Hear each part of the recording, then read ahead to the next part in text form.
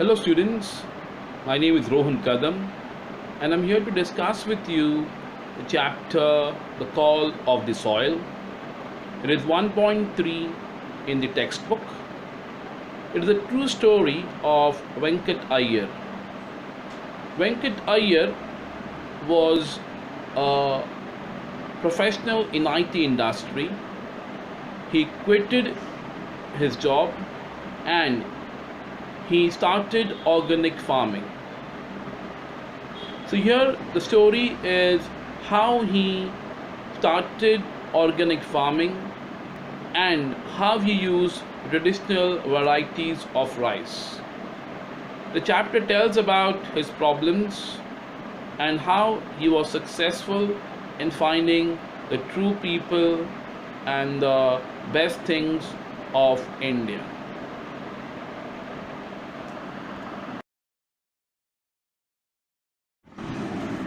So let us see the first crop. So here the writer had brought the land and he had planted something. Let us see the starting. In April 2004, the writer bought the farmland. Who helped him? Moru Dada, the broker, helped the writer to get the land. He also told the writer to plant moong. But the writer was not prepared. Moru Dada told the writer that the season was right for sowing moong, and he also told the writer where they will get the best seeds.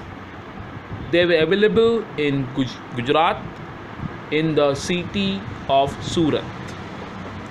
So 10 kilograms of moong was brought, and there was plantation of moong. Moru Dada helped with his tractor to do the plugging, and finally everything was done.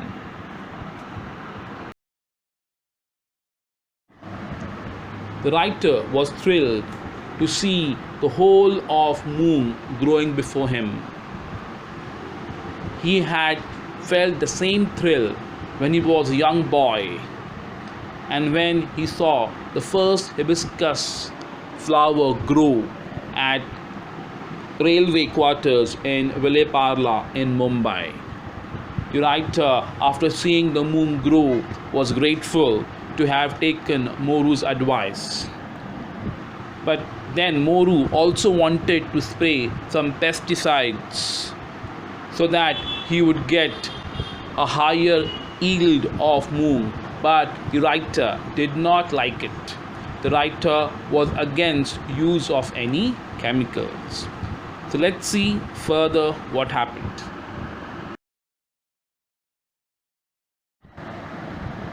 Dada wanted to use the chemicals on the moong, but the writer said no. So he thought that the writer is doing suicide. Hara Kiri is the word used in the textbook. Dada refused to understand how crops grow without sprays.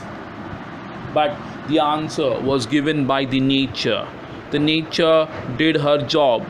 She did not require any kind of bribes in terms of chemicals, in terms of pesticides, in terms of any insecticides or fertilizers. The writer managed a respectable 300 kilograms of moong. So it was a huge number, and the writer says it has an awful lot. So now it was a morale booster for the writer. He was confident that the land was fertile and it was possible to grow without chemicals. The nature gave the answer that chemicals are not required and organic farming is possible. Let us see further what happens. The writer did not like the hybrids Let us see how what happened. In the first year, the writer was late for the rice sowing season and so used the G4 variety, which is an hybrid. It was recommended by the agricultural officers at Kasbai. G4 variety is a short-term rice. The writer decided not to plant hybrid in the future because of the low yield. So the next year, the writer decided to start early with a good traditional variety of rice. But he did not know the name of the traditional variety or the name of the rice which was really good. In general, the hybrids are bad. First, we saw that the writer had low yields. Apart from that, the hybrids need more water, fertilizers, and pesticides, and they have a strong appetite for chemicals, means they require a lot of chemicals.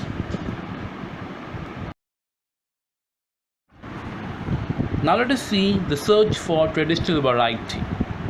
Let's see how the writer came to know the name of the traditional rice, which is Kasbai. In April 2005, the writer started to look for a good variety of traditional rice.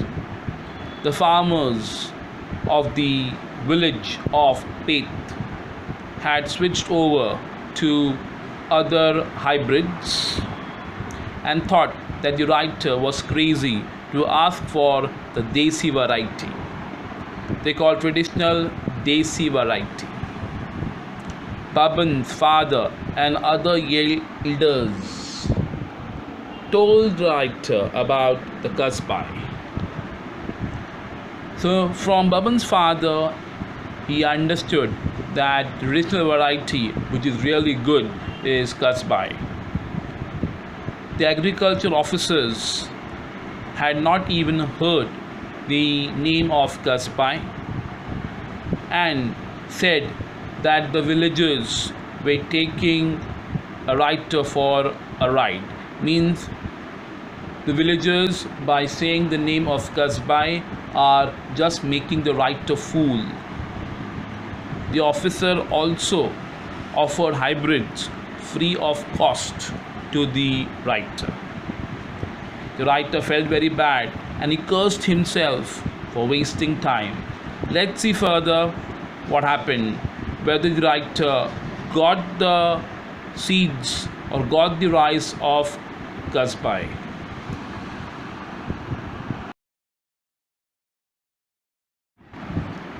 Before seeing how the writer got the rice of Kasbai, let us see the good points of Kasbai.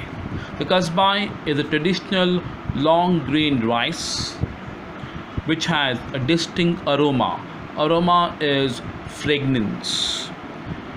The distinct aroma is milder than basmati, but it is really very good. It is a long duration crop.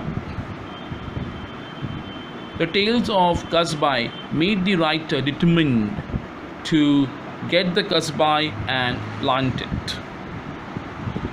The Kasbai also resisted floods and was tastier than the hybrids as per Devu Handa.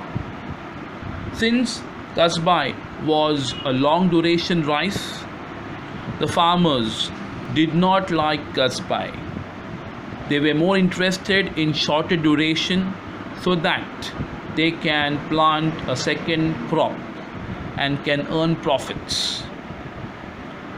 But because of earning profits, they were using hybrids which was having bad taste and full of chemicals. Now I mentioned the name Devu Handa.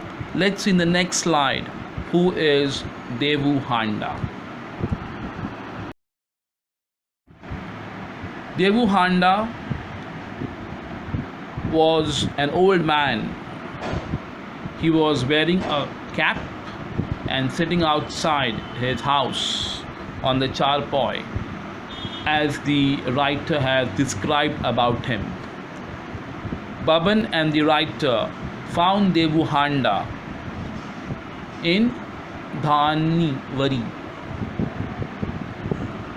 Who was he? He was the ex-sarpanch of the village. He had a lot of acres of land, a huge house, and also a large family. When they told about Kasbai, his eyes became dreamy. He went into the past. His voice had a tremble. So he was very emotional when they mentioned the name Kasbai.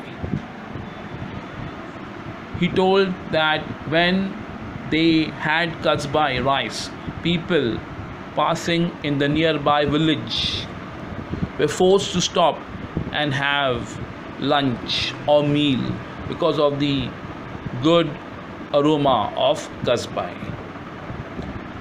Let us see more details in the next slide. Let us see the reason why Devu Handa had to change to hybrid. Kasbai was a long duration rice, and he said that their fields did not have any fences.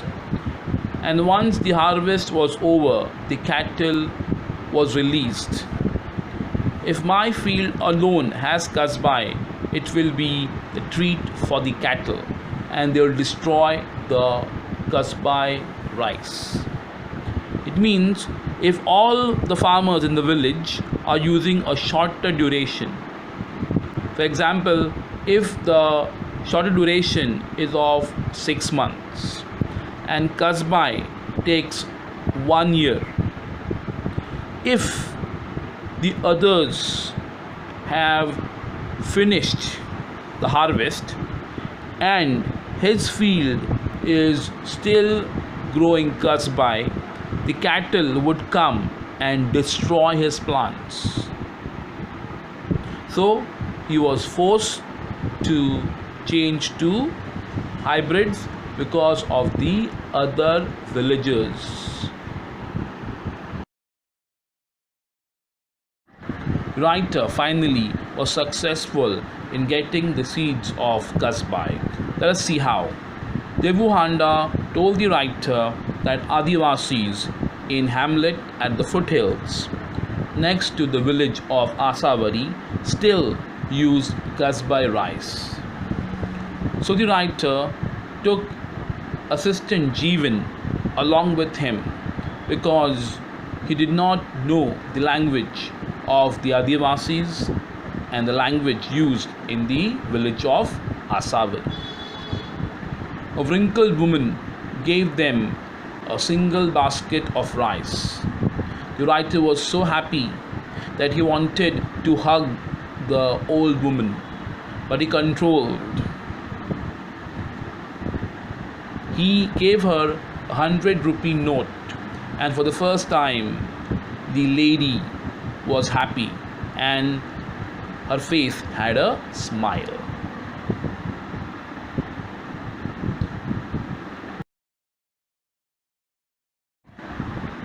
It is really sad that the Kasbai did not figure in the files of the government. If the market does not recognize the rice, how can it be sold? So here the writer talks about the real people of India, and here they are the Adivasis. They are the real people who still have with them the rich biodiversity of our land.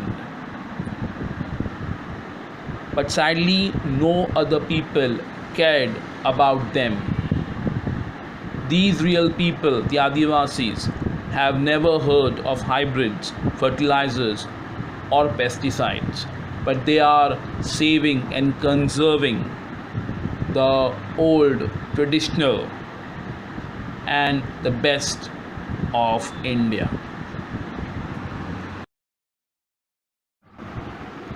Thank you so much for watching the video. If you have liked the video, please let us know. You can also write in comment box if any changes are required or which we can make the videos more better.